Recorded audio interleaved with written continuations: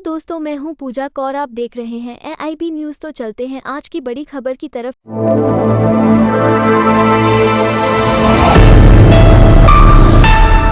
नमस्कार। 2030 का भारत देख रहे हैं आप, और 2030 के भारत में हम लगातार नए नए चेहरे आपके सामने लेकर आते हैं और तीन मुद्दों पर बात करते हैं: गरीबी, भुखमरी और शिक्षा।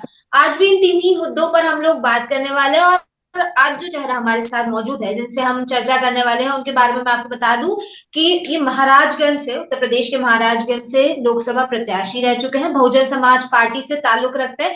और इनसे हम गरीबी, भुखमरी, शिक्षा, नहीं, कुल मिलाकर 2030 के भारत पर चर्चा करेंगे। तो सबसे पहले तो मौसमी आलम जी, आपका बहुत बहुत स्वागत है। आप हमारे साथ इस चर्चा में जुड़े। शुरुआत करते हैं, और सबसे पहला और सबसे अहम सवाल मैं आपसे बहुत बहुत पूछना धन्यवाद। चाहूंगी जी, क्योंकि जैसे कि हम 2030 के भारत पर बात कर रहे हैं, मैं आपसे जानना चाहती हूँ कि आपके नजरिए में 2030 तक आप भारत को कहाँ देखते हैं? जैसे देखिए 2030 का जो भारत है उसके लिए सबसे मेन चीज तो ये है कि जो पॉलिटिकल एजेंडे हैं, जो भी पॉलिटिशियन है, उनके एजेंडे चेंज करने होंगे। आज हम लोग देख रहे हैं तो हमको जो दिखाई देता है वो ये है कि जो भाजपा है वो सरकार बनाने के लिए सिर्फ काम कर रही है। जो कांग्रेस गठबंधन है वो अपना अस्तित्व बचाने के लिए काम कर रही है। जो आप बोल रहे हैं कि भूखमरी, शिक्षा या बेरोजगारी, जितनी भी चीजें हैं, इसके ऊपर कोई भी पार्टियां ठोस तरीके से काम नहीं कर रही हैं। अगर यही स्थिति इन लोगों का रहा तो आगे का समय बहुत चिंताजनक होगा। और अगर हम लोगों ने इन एजेंडे को अगर जनहित में काम किया या अपने मुद्दों को चेंज किया तो जरूर आने वाला समय अच्छा होगा। अभी तक क्या, मैं जैसे आपके अगर जिले की बात करूं, महाराजगंज की बात करूं, तो क्या स्थिति है वहां पर? महाराजगंज में जो स्थितियां हैं वो अगर मैं आपको बोलूं तो बहुत अच्छी नहीं है, क्योंकि वहां पे क्या है, शिक्षा का जो स्तर है वो बहुत पीछे है। मैं अगर आप लोगों को बता दूं, सरकार अगर सही ढंग से काम करती है तो उसे क्या करना चाहिए। अगर मैं सरकार में होऊंगा कभी तो मैं जरूर इस पे काम करूंगा। आज के समय में अगर शिक्षा को बढ़ाना है तो आपको सबसे पहले, आज आप देख रहे हैं कि जितने भी आईएएस ऑफिसर हैं देश के अंदर, 85% से ज्यादा आईएएस ऑफिसर, ये सभी लोग जो है सरकारी स्कूलों से पढ़ाई करके आए हैं। आज सरकारी स्कूलों में जो सैलरी होता है स्कूल अध्यापकों का वो 50,000 के आसपास होता है, लेकिन लोगों के अंदर इस बात की जागरूकता नहीं है कि जिस प्राइमरी स्कूल में 1,000 रुपया फीस देके वो लोग पढ़ाते हैं, जहां पे टीचर 10,000 रुपया पगार लेता है, वो क्या पढ़ाई करेगा।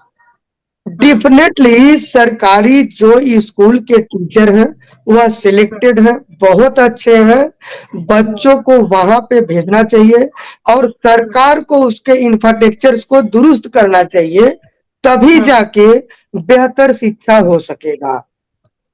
सर, आपने कहा कि सरकारी दूसरी चीज, सर आपने कहा सरकारी स्कूल्स जो है वहाँ के टीचर्स काफी ज्यादा अच्छे हैं और वहां पर भेजना चाहिए बच्चों को, ये बात आपने कही। लेकिन सवाल ये उठता है कि आखिर क्यों क्यों जनता सरकारी स्कूल्स पर भरोसा नहीं कर पाती। अगर हम बाहर उठ के निकले और किसी से भी बात करें तो मैं ये चीज कह सकती हूँ कि कोई भी पेरेंट अपने बच्चे को सरकारी स्कूल में भेजना नहीं चाहेगा जब तक कि उसकी बहुत मजबूरी नहीं होगी। तो आखिर ऐसी क्या वजह है? क्योंकि एक सरकारी चीज में तो जनता का भरोसा और ज्यादा होना चाहिए, लेकिन उसके बावजूद सरकारी चीजों पर भरोसा नहीं हो पा रहा है। क्या जाना चाहिए इसको? मैं आपको लोगों को यही चीजें बता दे रहा हूँ जितना मैंने देखा है और जो नोटिस किया है। मैं आपको बताऊं, मैं खुद सरकारी स्कूल से पढ़ाई किया हूँ और आज एक सक्सेसफुल बिजनेसमैन हूँ। एक जमीन स्तर से चढ़ के अगर मैं हजारों करोड़ की कंपनियां बना के रखा हूँ, एक पॉलिटिकल लीडर हूँ, तो डेफिनेटली मैं काफी सक्सेस हूँ। यही चीजें अगर सरकार जो है देश के अंदर बढ़ावा देती है, इन चीजों को लोगों के अंदर जागरूकता लाती है कि 85% से ज्यादा आईएएस ऑफिसर सरकारी स्कूलों से पढ़ाई किए हुए हैं। आपको जब आप वहां पे क्या सरकारी स्कूल में सिर्फ पढ़ाई होगी, आप चीजों को समझिए। लेकिन जब प्राइमरी स्कूलों जब आपको प्राइवेट स्कूलों की बात होती है तो वहां पे सिर्फ और सिर्फ बिजनेस होता है। जब हमको हमारा फाइनेंस एडवाइजर जब बात करता है तो हमको बोलता है कि सर आप एक काम करिए, एक अच्छा सा स्कूल बनाइए, पैसा आपको बोरा भर के मिलेगा। तो आज जो मेंटलिटी है लोगों की या बिजनेसमैनों की, या इन्हीं चीजों को बढ़ावा दे रहे हैं। हालांकि अगर सरकार चाहे एक जागरूकता अभियान चलाए कि सरकारी स्कूलों में बच्चों को पढ़ाना चाहिए, तो डेफिनेटली सरकारी स्कूल में बहुत अच्छे टीचर होते हैं और बहुत अच्छी पढ़ाई हो सकती है। ठीक है। तो सर और देश का सिर्फ जागरूकता अभियान चलाने से क्या लोग अपने बच्चों को सरकारी स्कूल में भेजने लग जाएंगे? जो सरकारी स्कूल के हालात है इस वक्त वो सुधर जाएंगे सिर्फ जागरूकता अभियान चलाने से? उसका इंफ्रास्ट्रक्चर ठीक करना होगा। आज के समय में जागरूकता अभियान के साथ साथ में उसका इंफ्रास्ट्रक्चर ठीक करना होगा। उसमें भी और अच्छे लेवल पे टेक्नीशियन चीजें वहां पे डालनी होगी जिससे बच्चे वहां जा सके। बहुत सी चीजें हैं जो आसानी से किया जा सकता है। एक चीज आपकी बात से ये समझ में आ रही है कि आज आप ये कह रहे हैं सरकार कि का सरकारी स्कूलों में ज्यादा बेहतर, सरकारी स्कूल ज्यादा बेहतर है प्राइवेट स्कूलों से, आप यही कह रहे हैं ना?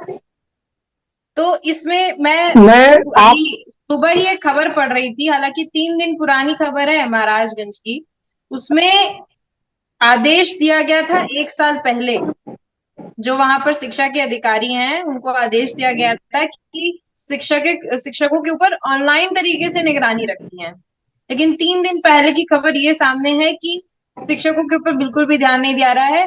जो स्कूल है, सरकारी स्कूल है, शिक्षक वहां पे उपस्थित ही नहीं है, तो बच्चों को पढ़ाएंगे क्या? ये हालात। मैं आपको एक बात बता देता हूँ, आप पहले समझ लीजिए।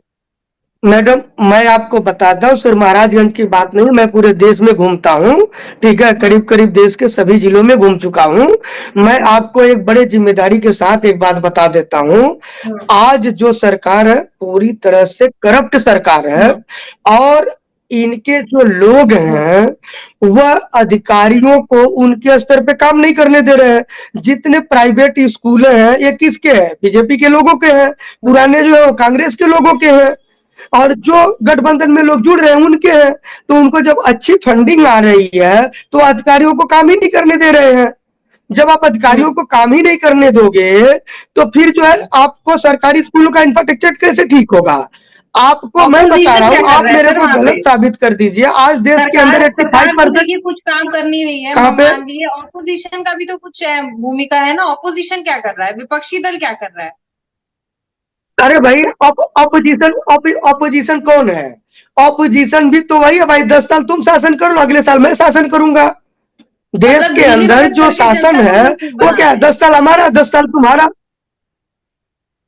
बिल्कुल की जनता को बेवकूफ बना रहे हैं। आज के समय में देश के अंदर एक बड़े क्रांति की जरूरत है। आज देश में एक बहुत बड़े क्रांति की जरूरत है इन दोनों पार्टियों को बाहर निकालने के लिए, और मैं जरूर इसमें कोशिश करूंगा। और बहन जी भी बहुत अच्छे से इस स्किल के ऊपर काम कर रही हैं।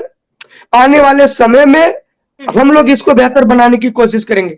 आप अगर न्यूज में अभी सुने होंगे, नाम ले पाएंगे क्या बहन जी की? बहन मतलब बहन कुमारी मायावती जी की बात कर रहा हूँ मैं, बहुजन समाज पार्टी का। सर देखिए, बुरा मत मानिएगा, मायावती जी ने भी जब राज किया था उस वक्त के भी हालात आप बहुत बेहतरीन तरीके से जानते हैं। मायावती जी अगर मैं आपको बताता हूँ, आप मेरे स्टेटमेंट सुन लीजिए जो चुनाव प्रचार के समय में मैंने इस्तेमाल किए हैं। मैं आपको बता देता हूं, बहन कुमारी मायावती जी ने हर गांव में प्राइमरी स्कूलों को बढ़ावा दिया था। आपको अच्छी तरह से बात पता होगा। वो इसलिए दिया क्योंकि आज क्या हो गया जानती हैं आप? आज सरकारी स्कूल जो है ग्राम प्रधान के रिश्तेदारों के लिए अलर्ट है। शादी के लिए आपको फंक्शन करना है तो आपको सरकारी स्कूल में करना है, नेताओं का कोई फंक्शन करना है तो सरकारी स्कूल में करना है। तो यह सभी चीजें, इसके लिए तो स्कूल नहीं बने थे। स्कूल तो शिक्षा के क्षेत्र को बढ़ावा देने के लिए बने थे। आज जो है आज जो है, जो सच्चाई है जमीन की, आज आप लोग उसको दिखाइए। मैं आप लोगों का बहुत बहुत धन्यवाद देता हूं कि आज आप भूखमरी शिक्षा के ऊपर आप बात कर रही हैं। मैं आपको भूखमरी की बात बता दूं, भूखमरी कहां से आती है? सबसे पहली चीज है भूखमरी कहां से। आज भाजपा बोलती थी कि मैं आपको 5 किलो राशन दे रहा हूं, कांग्रेस ने उसको जवाब दिया कि मैं 10 किलो राशन दूंगा। मैं आपको बड़े जिम्मेदारी के साथ बता दूं, हमारे यहाँ जो गांव की औरतें होती हैं वो 5 से 10 किलो राशन भीख मांगने वाले भिखारी को दे देती हैं। अब जब इनको राशन देके वो उलझा रहे हैं, शिक्षा इनको दे नहीं रहे हैं, चीजों की महंगाइयां बढ़ा रहे हैं, जब आदमी कोई भी बच्चा जब शिक्षित नहीं होगा तो वो उसका डेवलपमेंट ही नहीं हो सकता है। डेवलपमेंट होने से हर चीजों को हम आसानी से कर सकते हैं। नीति आयोग की एक रिपोर्ट सामने आई है, मैं आपको बता रही हूँ सर। नीति आयोग की एक रिपोर्ट सामने आई है, उसमें महाराजगंज को प्रथम स्थान मिला है। 5 वर्षों में सरकार ने 3,42,72,000 लोगों को गरीबी से निकाला है। तो मतलब अब क्या माने इसको, ये बताइए। मैडम, गरीबी से निकाला है, किस स्तर पे निकाला है? गरीबी से नहीं निकाला, गरीबों को ही निकाल दिया है। ठीक है, तो आप लोग कुछ चीजें समझिए। हम लोग राशन की दुकान, मैडम सुनिए, नहीं, मैं आपको बताता हूँ क्या है, गरीबों को कैसे हटाया है आपको मैं बताता हूँ। राशन की दुकान पे 100 रुपए का राशन लेने के लिए 50 रुपए का पेट्रोल डाल के बाइक लेके आदमी जाता है राशन लेने को। आप समझ रहे हैं इस बात को? बाइक लेके 50 रुपए का तेल डाल के आदमी 100 रुपए का राशन लेने के लिए राशन की दुकान पे जाता है। इन्होंने क्या किया, उन लोगों के ऊपर राशन देना शुरू किया जो भाजपा के कार्यकर्ता थे, जो इनके लिए दलाली करते हैं। इन लोगों के नामों को डाल दिया और गरीबों को हटा दिया। अच्छा, मतलब सर आप ये कह रहे हैं कि गरीबी खत्म नहीं हुई, मतलब आप ये मान रहे हैं ना कि सरकार ने कुछ नहीं किया? आपको सरकार का क्या काम दिखाई देता, आप मेरे को बता दीजिए। मुझे महंगाई के अलावा कुछ भी नहीं दिखता है। मतलब आप ये मान रहे हैं सरकार ने जनता के भले के लिए आज भी सरकार ने ना पक्ष ने ना विपक्ष ने, ये चीज आप कह रहे हैं ना? आपने ये कहा था कि ऑपोजिशन और जो सरकार सत्ता में बैठी है दोनों मिलकर के काम कर रहे हैं 10 साल आप 10 साल में, है ना? ये चीज, ये आपके शब्द थे, मैं मतलब मानू इस चीज को, है ना? ऐसे ही है ना मैडम, ऐसे ही है बिल्कुल। आप आगे भी देखिए, अभी सरकार ज्यादा से ज्यादा 6 महीने के अंदर चेंज हो जाएगी। ठीक है सर, आपकी बात मान लेते हैं। अगर आपने कह रहे कि सरकार ने कुछ नहीं किया, ना सत्ताधारी पक्ष कुछ कर रहा है ना विपक्ष कुछ कर रहा है, तो देखिए सरकार तो कुछ नहीं कर रही। ठीक है, अब ये बात मान लेते हैं। इतने साल हो गए, 75 साल हो गए आजादी को, आजादी के बाद से यही चीजें लगातार चली आ रही है। कोई भी सरकार आए धरातल पर काम होते हुए दिखाई नहीं दे रहा। तो सरकार पर तो एक तरह से मुझे लगता है कि हमें आंख बंद करके डिपेंड रहना छोड़ देना चाहिए ना। फिर अगर सरकार कुछ नहीं कर रही है तो फिर आम जनता क्या कर रही है? अगर मैं आपसे पूछूं, जैसे आपने कहा कि आपका करोड़ों का बिजनेस है ना, करोड़ों की कंपनियां आपने खोल रखी है, तो मैं आपको आपके द्वारा इस दिशा में मैं अभी मैं आपको बता देता हूँ। मैं महाराजगंज के अंदर अभी 5.5 एकड़ जमीन लिया चुनाव हारने के दूसरे दिन, और उसके अंदर मैन्युफैक्चरिंग यूनिट को, इंडस्ट्री को बैठाने के लिए मैंने उसका डॉक्यूमेंटेशन कर रहा हूँ। नवंबर के महीने में उसे चालू करूंगा। हमने बोला था 5 लाख लोगों को मैं रोजगार दूंगा अगर मैं चुनाव जीतता हूं तो, और 50,000 लोगों को सरकारी नौकरी दूंगा। लेकिन वो नहीं हो पाया, मैं चुनाव हार गया। फिर भी जो लोग मुझे वोट दिए, क्यों देंगे? चुनाव जीते बिना नहीं दे सकते हैं क्या आप? मैं उस दिशा में काम कर रहा हूँ कि भारतीय जनता पार्टी या कोई भी ऑपोजिशन पार्टी जो है वो 5 किलो राशन दे रही है, 5,000 रुपए दे रही है, तो दूसरा वाला 10,000 रुपए दे रहा है। आप भी तो वही कर रहे हैं कि मैं जीतूंगा तो मैं इतनी नौकरियां दूंगा, बिना जीते देखे हाँ, तो बिना जीते दिया हूं। आज के डेट में मेरे पास 2000 से ज्यादा वर्कर काम करते हैं। आज के डेट में 2000 बात कर रही हूँ। क्या चीज? तो सरकारी नौकरी मेरे सिग्नेचर से तो होगा नहीं ना। सरकारी नौकरी तो मेरे साइन से नहीं होगा। मैं तो प्राइवेट नौकरी ही दे सकता हूँ लोगों को, वो तो मैं दे रहा हूँ। इंडस्ट्री बैठा रहा हूँ, इंडस्ट्री के अंदर लोगों को कारोबार दूंगा। मैं तो वही करूंगा, मैं कर रहा हूँ। बिल्कुल ठीक है, वो चीजें सामने दिख रही हैं। लेकिन जब हम जैसे आपके जिले की बात कर रहे हैं, महाराजगंज जिले की बात कर रहे हैं, जैसे ही आप खुद जब आप पढ़ते होंगे, न्यूज अपडेट्स पढ़ते होंगे, तो आप महाराजगंज के बारे में अगर जानने की कोशिश करेंगे ना, तो उसमें साफ दिखा रहा है कि महाराजगंज आज की डेट में सबसे बेहतरीन बन चुका है। शिक्षा के क्षेत्र में, गरीबी के क्षेत्र में नीति आयोग की रिपोर्ट बता रही है। आप कह रहे हैं कि कुछ भी नहीं हो रहा है, तो यहाँ जनता तो आयोग किसका है? आयोग को मॉनिटरिंग कौन करता है? वही मैं कह रही हूँ कि नीति आयोग पे सभी आयोग आपको सुनिए ना मैडम, आप सुनिए ना, आप लोग यह बात बढ़िया से जानते हैं, जहां पे सीएम तक सेफ नहीं है जिस देश के अंदर, भ्रष्ट है, नो डाउट भ्रष्ट है, लेकिन अगर सीएम जेल में चला जाता है, सभी आयोग जो है सरकार इस्तेमाल कर रही है, तो नीति आयोग भी तो पूरी तरह से सरकार के कंट्रोल में है, वो सही काम कैसे कर सकती है? आप जमीन पे घूमिए, सुनिए, मैं आपको बताता हूं, मैंने पूरे जिम्मेदारी के साथ जितने भी न्यूज दिए हैं, सभी वाइट्स के अंदर मैंने बताया है कि आप मेरे साथ घूम लीजिए। मेरी गाड़ी अगर आगे चलेगी तो पीछे की जो गाड़ियां हैं वो धुंध से दिखाई नहीं देती हैं। यह है रोड का वहां पे इंफ्रास्ट्रक्चर। हर साल जो है कम से कम हजारों एकड़ गेहूं की फसल जलती है महाराजगंज के अंदर। मैंने डीएम साहब को बोला कि गेहूं की फसल तैयार होने से पहले आप नहरों में पानी छोड़ दीजिए, मानसून ठंडा हो जाएगा, और अगर मानसून ठंडा नहीं भी हुआ, आग लग भी गया, तो उस पानी की मदद से गांव के लोग आग को बुझा लेंगे। लेकिन उन्होंने ऐसा नहीं किया। आज हजारों एकड़ खेतियां जल जा रही हैं। आप बोल रही हैं कि वहां पे सरकार ने काम किया है। अब बताए वो जो हमको, अब देखिए सामने जो नीति आयोग की रिपोर्ट से आंका जा रहा है, उससे तो ये समझ में आ रहा है, लेकिन वास्तविक स्थिति जानना था, इसलिए हम आपसे जुड़े, आपसे जान रहे हैं। चलिए मान लीजिए कि आप चुनाव जीत गए, मायावती जी बहन की सरकार आ गई, उसके बाद महाराजगंज को कैसे बदलेंगे? क्योंकि अभी तो हालत बद से बदतर है, हर जगह। महाराज सुन लीजिए, मैं आपको बड़े जिम्मेदारी के साथ एक बात बता देता हूं। महाराजगंज डिस्ट्रिक्ट बनने के बाद वहां पे आपको पता है मुख्यालय नहीं था। बहन जी की जब सरकार बनी, हमारे यहाँ पे एक भी एमएलए उनका नहीं था, एक भी एमपी उनका नहीं था।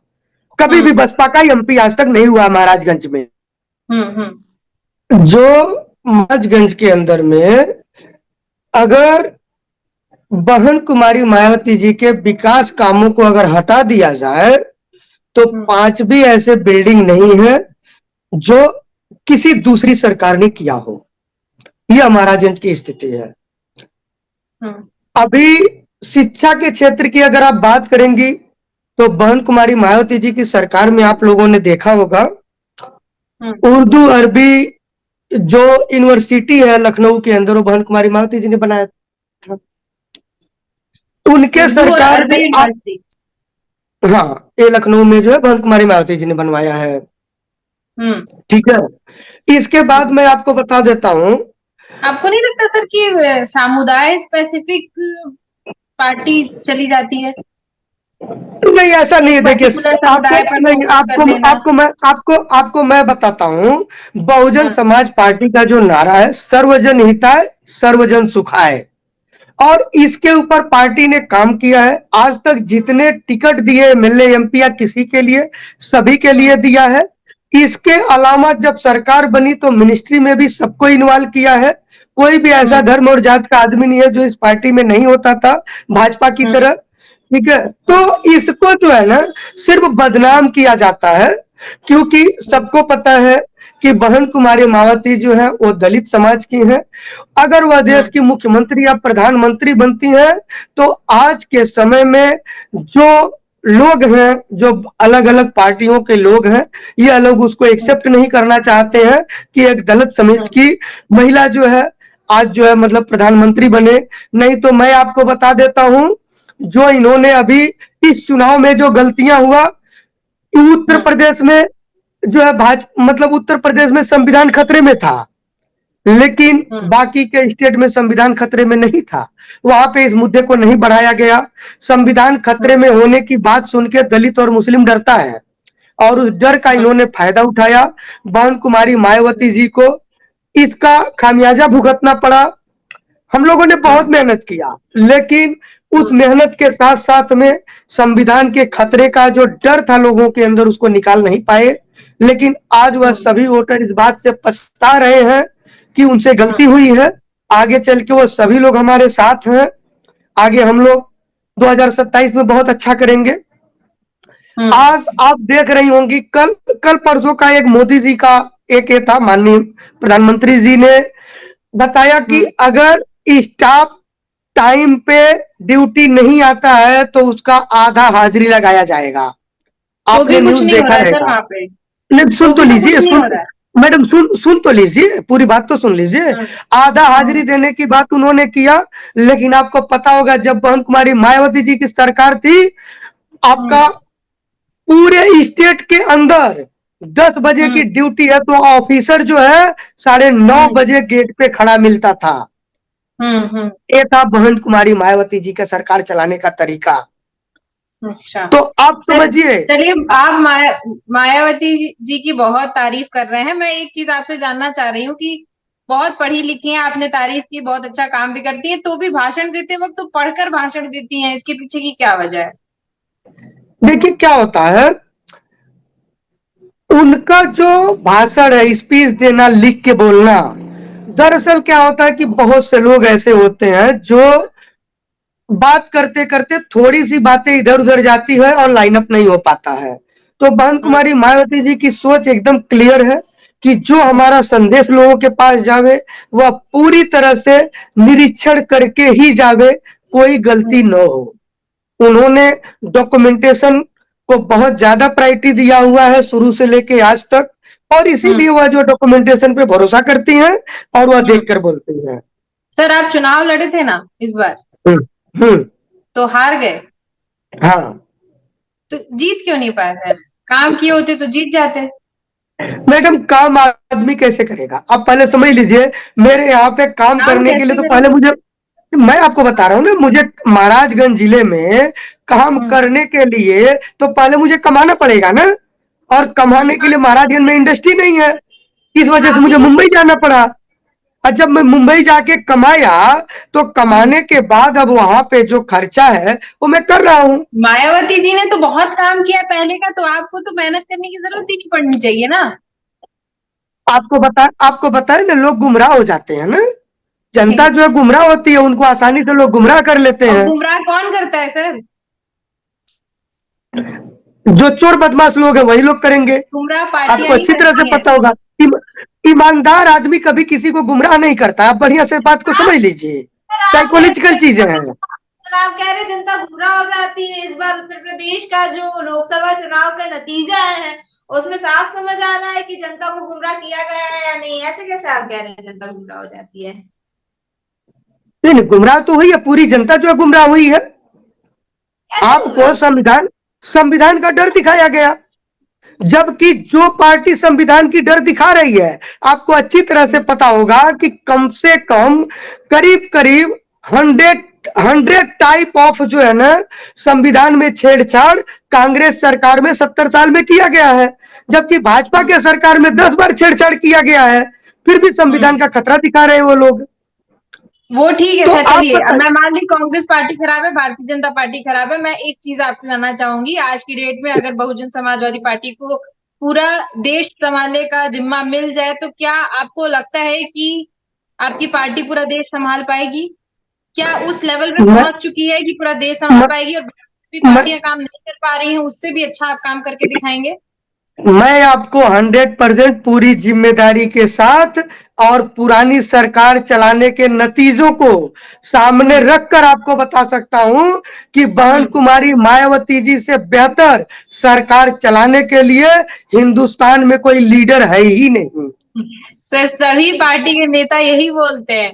देखिए आप मैडम आपने देखा होगा, मैडम आपने 2007 के बाद से जो बसपा की सरकार जब रही है तो आपने देखा होगा कि किस तरह का गवर्नेंस था देश के अंदर, स्टेट के अंदर।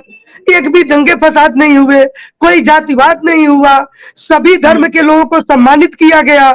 हर क्षेत्र में जो प्राइमरी स्कूल है उनको हर गांव में बनाया गया। दलितों का पूरा सम्मान होता था। जनता विश्वास ही नहीं कर रही है ना इस बार के चुनाव में, फिर आपको मिल गई होती सीटें, क्यों नहीं मिल पाई? आप समझिए, सीटें नहीं मिल रहा। भारतीय जनता पार्टी कहते हैं ना कि गुमराह किया गया। भारतीय जनता पार्टी का राम मंदिर के नाम पे लोगों का वोट, लेकिन आप देखिए युवा वोटर हमेशा उसी को वोट देगा जिसको समझ पाएगा कि नहीं हमारे लिए काम कर रहे हैं। आपने भारतीय जनता पार्टी को देखा उत्तर प्रदेश में कैसे डगमगाई बीजेपी की स्थिति। मैं ये कह रही हूँ कि जनता को कोई गुमराह नहीं कर सकता। अगर जनता को विश्वास हो गया कि हमारे लिए मायावती जी ऐसा कर सकती हैं, तो मायावती जी को पहले कुछ करके दिखाना होगा। जैसा आप कह रहे हैं कि और कितना आप बताइए मुझे, और कितना दिखाने की जरूरत है? 4 बार सीएम रही है, 4 बार सीएम। जनता जो है, जनता अगर नहीं चुनी है तो उसमें जो है ये चोर बदमाश लोग जो है, इन लोगों ने उनका मिसयूज किया, उनको गुमराह किया। आप समझिए ना चीजों को। संविधान का खतरा है क्या? आप जो पढ़ी लिखी हैं, आप संविधान को जानती हैं। संविधान बदला जा सकता है क्या देश का? पूरी क्रांति आ जाएगी देश के अंदर। देश के अंदर इतनी क्रांति आ जाएगी कि रोड पे लोग खड़े हो जाएंगे। बसपा खत्म नहीं हुई है। संविधान को कभी मिटाया नहीं जा सकता है देश से। और इस बात का डर दिखाकर लोगों को, अनपढ़ लोगों को गुमराह किया गया। चलिए, मायावती जी की आपने बहुत तारीफ करी। मायावती जी के बाद आपके सबसे पसंदीदा नेता किसको आप मानेंगे, ये बताइए। अगर मायावती जी के पास अगर किसी नेता को अगर मानने की जरूरत है तो मैं आपको बताता हूं, ममता बनर्जी जो है एक अच्छी लीडर है, सच्चाई के लिए हमेशा लड़ती है। उत्तर प्रदेश में अगर मैं फोकस कर लूं तो उत्तर प्रदेश में तो कोई भी लीडर नहीं है। कोई भी उत्तर प्रदेश के अंदर जो भी लीडर है वो सिर्फ धार्मिक है। उनको धार्मिक होने के अलावा और कुछ भी नहीं करना है। आज के समय में जितनी भी पार्टियां हैं वो सभी पार्टियां और सभी लीडर वो अपने अस्तित्व की लड़ाई लड़ रहे हैं। जनता के लिए कोई लड़ाई नहीं लड़ रहा है। जमीन के ऊपर कोई भी जनता की लड़ाई नहीं। आप लोग जीते और जनता के लिए बहुत कुछ करें। मैं आपको यकीन दिलाता हूं आने वाले समय में मैं जरूर जीतूंगा। और बहुजन समाज पार्टी को पूरी मजबूत करूंगा और देश के अंदर उसको हर जगह पे ज्यादा से ज्यादा सीटें जितवा के सरकार में लाऊंगा। योगदान दे पाएंगे, मुझे ये बता दीजिए। किसमें? 2030 के भारत के लिए आप क्या योगदान कर पाएंगे अपनी? देखिए 2030 के भारत के लिए मैं सरकार को चिट्ठियां लिख रहा हूं कि आप लोग सरकारी स्कूलों के इंफ्रास्ट्रक्चर को डेवलप करिए जिससे शिक्षा बेहतर हो। बताइए सर, सरकार को साइड हटाइए, अभी सरकार तो कुछ नहीं कर रही। इंडिविजुअल जो है आप समझ लीजिए, मैं एक इंडस्ट्रियलिस्ट हूं, मैं इंडस्ट्री को बढ़ावा दूंगा और इसके अलावा जो मेरे पार्टी के लोग हैं या जितने भी हैं उनकी सदस्यता बढ़ाई जाएगी, उसके ऊपर काम किया जाएगा। इनके लिए अलग से अभी लीगल एडवाइजर रखे जाएंगे। सरकारी अनुदान पार्टी के लोगों के बारे में नहीं जानना चाह रहे, आम जनता के बारे में जानना चाह रहे। आम जनता के लिए आप क्या करेंगे? मैं आपको तो बताया, मैं जनता के लिए जो है मैं कल्चरल चीजें भी करता हूँ, मैं मूवी बनाता हूँ। तो थोड़ा सा अपना कैमरा ठीक कर लीजिए, आपका क्या आधा फेस आ रहा है फ्रेम में। जी मैडम लीजिए, ठीक है। हाँ, हो गया।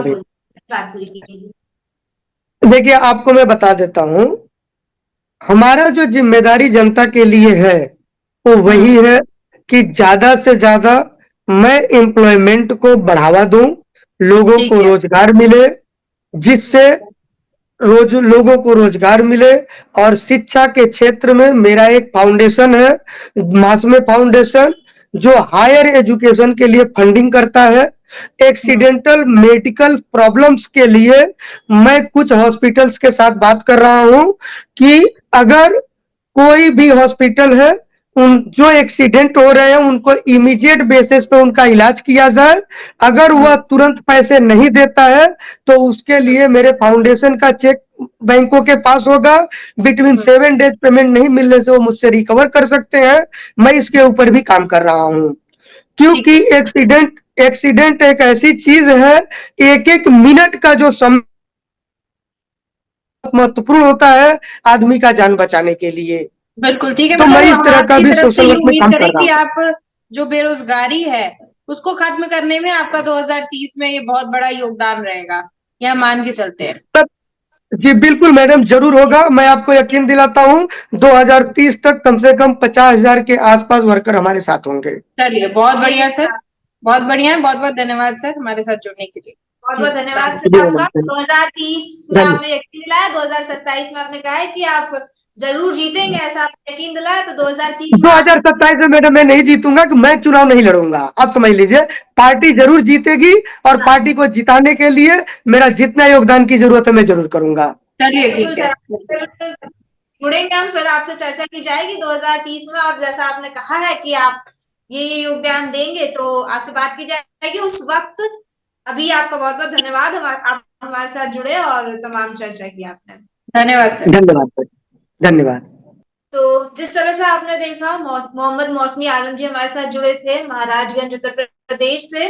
कई सारी बातें की, और हालांकि उनके द्वारा कहा गया है कि 2030 तक इंडस्ट्रियलाइजेशन के क्षेत्र में और बेरोजगारी दूर करने के क्षेत्र में वो कई सारे कार्य करेंगे। तो 2030 में उनसे फिर मुलाकात होगी और उनसे बात होगी, और हम फिर लौटेंगे आपके सामने ऐसे ही कुछ नए चेहरे लेकर, और उनसे भी इन्हीं मुद्दों पर बात होगी कि आखिर 2030 में देश की स्थिति क्या होगी, और जो खुशहाल देश है, जो 2030 के भारत का सपना है, वो कैसे साकार होगा।